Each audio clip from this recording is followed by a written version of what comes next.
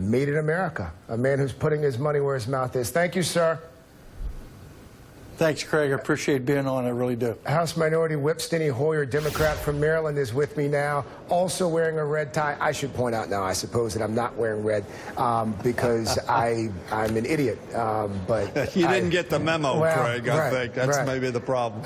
Congressman, good to see you. I want to play just a bit of sound of Dave Brat. This is the congressman from the neighboring state of Virginia, member of the House Freedom Caucus. Here's what he said. Too many elements of Obamacare present, and the most important thing is we're paying attention to coverage, but Obamacare paid attention to coverage 8 years ago, but we're in death spirals right now because no one paid attention to the economics and to the prices and the costs that are increasing at 30%. That's the part we need assurances on. The Speaker said we're going to bend the cost curve down, 25% down, and we haven't seen enough evidence on that major point.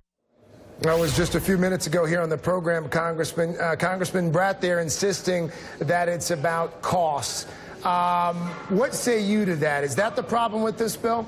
Craig, first of all, if Congressman Brat talks about costs, the cost curve, in fact, has gone down significantly. It has not gone down every place in every instance, but the cost curve has, in fact, been bent in the right direction of reducing costs.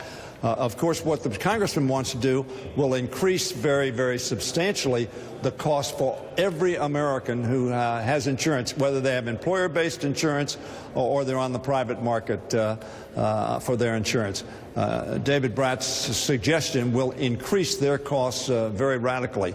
Now, he's not for the bill that the Republicans have offered, but the bill that the Republicans have offered will literally have Americans paying more and getting less.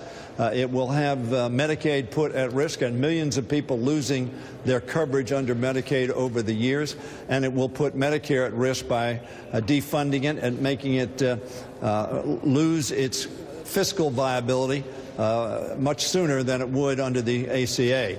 So the fact of the matter is Americans are going to see their health care put at risk by the Republican bill. David Brat's not for that, I think, but surprisingly, this bill does not go to where President Trump says he wants to go. Everybody having health care at a lower cost and higher quality. This bill doesn't even come close to that. You could argue, Congressman, that no bill would come close to that. Well, you could argue that, but that's what President Trump says he's going to give us. Now, he has no bill that he has put forward to accomplish that objective. And, in fact, as you point out, Craig, there is no such bill. But that's what the president has claimed he's going to support and what he's going to put forward. Now, you can't deny that. He said it in the State of the Union.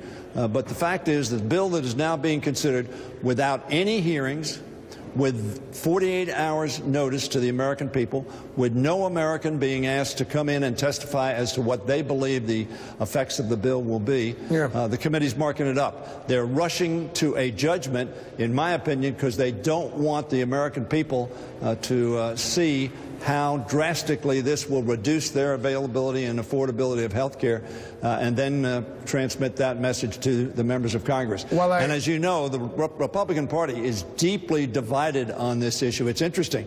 Some say it does too much, and some says it does too little. While I have you, I want to talk about something else here really quickly. The WikiLeaks dump of documents, it claims coming from the CIA's hacking arsenal, if you will.